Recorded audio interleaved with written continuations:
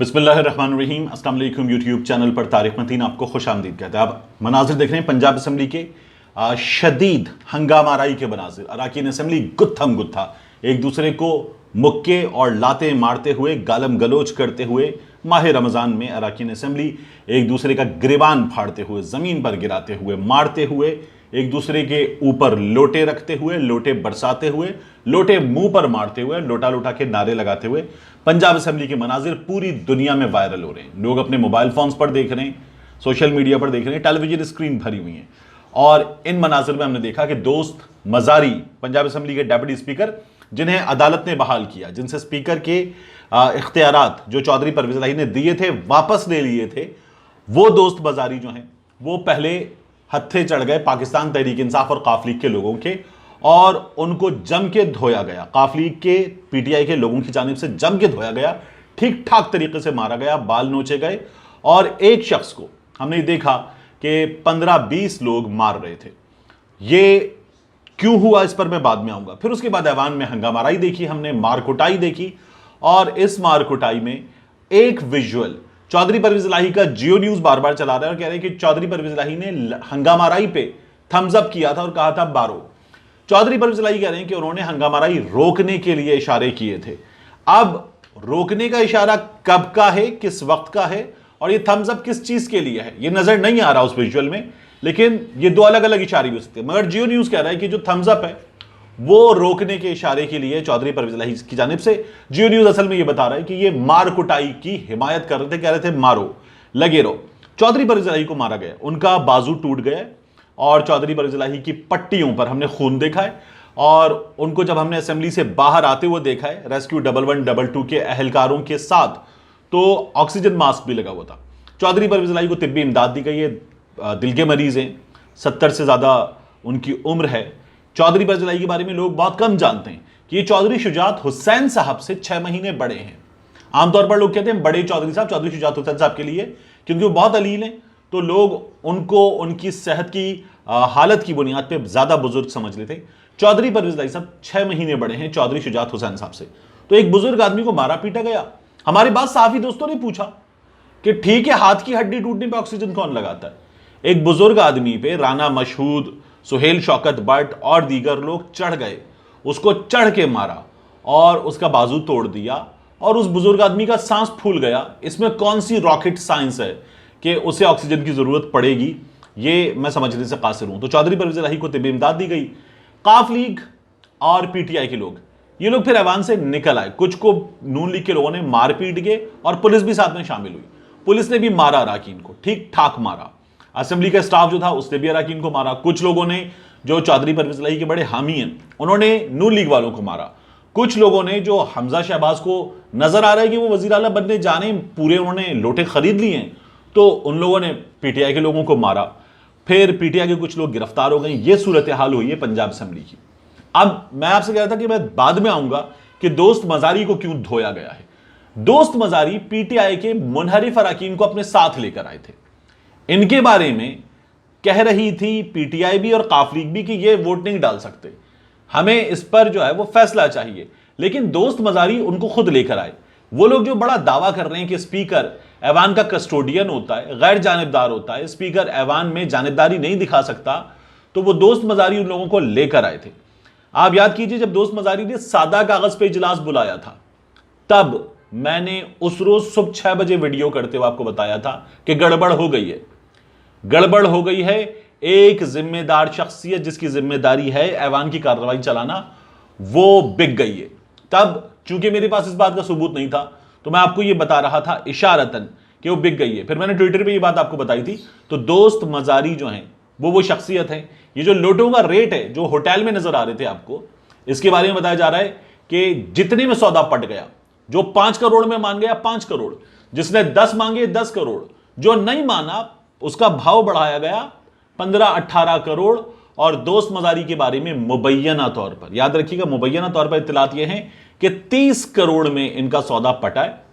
और इन्होंने पाकिस्तान तहरीक इंसाफ के डेप्यूटी स्पीकर होते हुए धड़ा बदल लिया और जाकर ये जो होटलों में बैठे हुए बेशर्मों की तरह नजर आ रहे थे हमें, जिनके लिए पीटीआई के कारकुन जाके मुजाहिरा कर रहे थे, उनका साथ दिया और ये जो इंतखाब है ये हमजा की झोली में रखने में बड़ा किरदार अदा किया।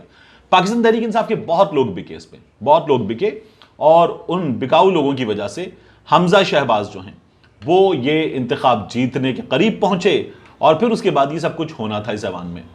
ये सब कुछ क्यों हुआ है? ये सब कुछ इसलिए हुआ है कि एक जानिब हमने ये देखा कि कौमी असेंबली में जो कुछ हुआ उस पर इतवार के रोज अदालत खुल गई, पीपल्स पार्टी के वकला पहुंच गए और अदालत ने उसका नोटिस ले लिया। पहले दिन की कार्रवाई भी हो गई, तमाम जज साहिबान जमा हो गए chief justice of Pakistan honourable mister justice Umar Ata Bandial साहब के घर पे। यहां पर लोटे नजर आते रहे, लोटे हमें यहां वहां ऐवान में, होटलों में, हर जगह नजर आते रहे। ये बिगाड़ पैदा होता रहा, लेकिन कोई नोटिस नहीं लिया गया इस सूरत हाल का। और इस सूरत हाल का नोटिस जब लिया गया, इस मामले में फैसला किया गया, तो दोस्त मजारी को बहाल कर दिया गया। ये इस केस में हुआ। जबकि सदारती रेफरेंस जो पहुंचा हुआ था सुप्रीम कोर्ट ऑफ पाकिस्तान में मुनहरिफ अरकान के हवाले से, उनके हवाले से जो सिंध हाउस में बैठे हुए थे, जिनकी वीडियोज नजर आई कि वो बैठे हुए हैं वहां पर सबके सब, और उनके बारे में पहले यूसुफ रजा गिलानी बाकायदा बयान दे रहे थे कि कोई नहीं है, फैसल करीम कुंडी, शाजिया था मरी, ये लोग बयान दे रहे थे कि कोई नहीं, अंदर अंदर सिर्फ हमारे अरकान। वो लोग हमें नजर आए कि सिंध हाउस में बैठे हुए हैं और उनके इंटरव्यूज हो रहे हैं, मीडिया जाके उनके इंटरव्यूज कर रहा है, और उनको नमाज पढ़ते हुए, खासतौर पर नमाज पढ़ते उनको जियो न्यूज ने बुरी से दिखाया। मैं तो डर रहा था कि रमेश कुमार को भी जो है वो सिंध हाउस में कोई इबादत करते हुए, अगर उनके लिए बंदोबस्त ना हो तो भी दिखा ना दे मीडिया, हमारा जिस तरह का मीडिया है। तो उन लोगों को जिनके बारे में पता चला कि उनकी गुलगपाड़ा करते हुए, मशरूब मशरिक में धुत हो जाने के बाद गुलगपाड़ा करते हुए वीडियोज हैं, उन लोगों को हमारे मीडिया ने बाकायदा नमाज पढ़ते हुए दिखाया। हमारे यहाँ आपने देखा था आमिर तलाल गोपांग ने, कुछ और लोगों ने बाकायदा किताब मुकद्दस उठा के, कुरान उठा के, सूरह यासीन उठा के ये दावे किए थे कि नहीं, हमने 1 रुपया नहीं लिया। वो तमाम लोग जो इन दावों को बढ़ा चढ़ाकर पेश करते हैं और बताते हैं कि नहीं जी देखिए, कोई शख्स अगर सूरह यासीन और कुरान हाथ में उठाकर ये बयान दे देता है कि मैंने 1 रुपया नहीं लिया, तो फिर आप उस पर तो शक नहीं कर सकते। तो याद कीजिए जो खैबर पख्तूनख्वा में वीडियो सामने आई थी सेनेट इंतखाबात के हवाले से, जहां वो इदरीस नाम का MP है जिसने कुरान हाथ में उठाकर कहा था मैंने 1 रुपया नहीं लिया, और बाद में वही बेशर्म बैठा हुआ नोटों की गड्डियां गिन रहा था, जिसके बारे में मैं कहता हूं चप्पल को गोबर में भर के मुंह पे मारना चाहिए ऐसे आदमी के, जो नाउजुबिल्लाह कुरान उठा के पहले कहे 1 रुपया नहीं लिया मैंने, और फिर उसके बाद उसकी वीडियो आए और वो अपने मुलाजिम के साथ बैठ के नोटों की गड्डियां गिन रहा हो और फिर बैग्स भर रहा हो। ऐसे बेशर्म हमारी असेंबली में मौजूद हैं, और कुछ पता नहीं, ये जो आज बता रहे कि मैंने कोई पैसे नहीं लिए, इन लोगों की वीडियोस भी सामने आए, और इन लोगों की वीडियोस सामने आए, और फिर उसके बाद जो है ये मजीद जलील हो। लोगों ने इनको जलील किया है, इनके दरवाजों पे जाके जलील किया है, इनको होटलों में जलील किया है, सड़क पे जलील किया है। ये इन लोगों के करतूत का नतीजा है। बहरहाल जो कुछ हुआ है वो बिल्कुल भी अच्छा नहीं है। ये 1958 में मशरिकी पाकिस्तान की असेंबली में हुआ था। वहां पर जो है उस वक्त के स्पीकर के मुंह पे पेपर वेट मारा गया था, और पेपर वेट चेहरे पर लगा, खून निकलना शुरू हुआ उसके मुंह से, और बुरी तरह से, यानी जो जख्म था वहां से तो खून निकला, तो उसके मुंह से खून आना शुरू हो गया। और उसके बाद उन्हें लेकर गए तिब्बी इमदाद के लिए, इजलास जारी रहा। एक और शख्सियत ने स्पीकर का मनसब संभाला, उन्हें भी कूटा गया वहां पे। लेकिन बहरहाल वो जो है वो जख्मी हुए, जिन स्पीकर के मुंह पर पेपर वेट मारा गया था, मुझे सब उनका नाम याद नहीं आ रहा, वो जांबर ना हो सके, वो जान से चले गए, और ये सब कुछ हुआ था। आज हमारे मीडिया के दोस्त जो हैं वो ऐवान में बार बार पूछ रहे थे कि क्या ये सब कुछ इस ऐवान में होता हुआ नजर आ रहा है आपको? तो अता तारड़ और दीगर लोग जो ऐवान में गए हुए थे बतौर मेहमान, वो कह रहे थे इनकी तैयारी ऐसी लग रही है। पीटीआई वाले कह रहे थे नून लीग वालों की तैयारी ऐसी है, नून लीग वाले कह रहे थे पीटीआई वालों की तैयारी ऐसी है। दोनों एक दूसरे पर इस बात का इल्जाम लगा रहे थे। दोनों जानिब से कहा जा रहा है कि एक जानिब कहा जा रहा है कि ये गवाल मंडी के गुंडे लेकर आए थे नून लीग वाले, दूसरी जानिब कहा जा रहा है कि पीटीआई वाले अपने गुंडे लेकर आए थे। तो ये मुसलसल हो रहा है।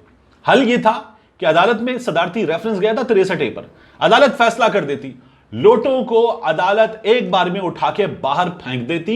यह अदालत को करना चाहिए था, जमीर फरोशी का रास्ता रोकना चाहिए था। अदालत ने बाकी मामलात का फैसला कर दिया, लोटों का फैसला नहीं किया।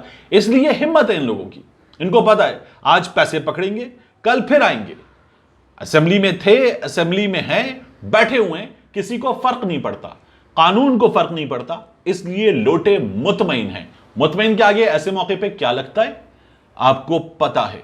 तो ये सूरत हाल है। थोड़ी देर में इमरान खान साहब जो हैं वो खिताब करेंगे आज के जलसे से कराची में, और ये कहा जा रहा है कि इमरान खान साहब ये जो तोशा खाना वाला मामला है इस पर भी बात करेंगे, और जो पंजाब असेंबली की सूरत हाल है इस पर भी बात करेंगे। और एक बार फिर इमरान खान साहब पूछेंगे कि बताएं रात के 12 बजे और इतवार के रोज अदालत क्यों लगती है, और जिस मामले पर अदालत का दरवाजा खटखटा दिया जाता है उस मामले का फैसला नहीं होता तो क्यों नहीं होता। मिलते हैं इंशाल्लाह आपसे अगले वीडियो में।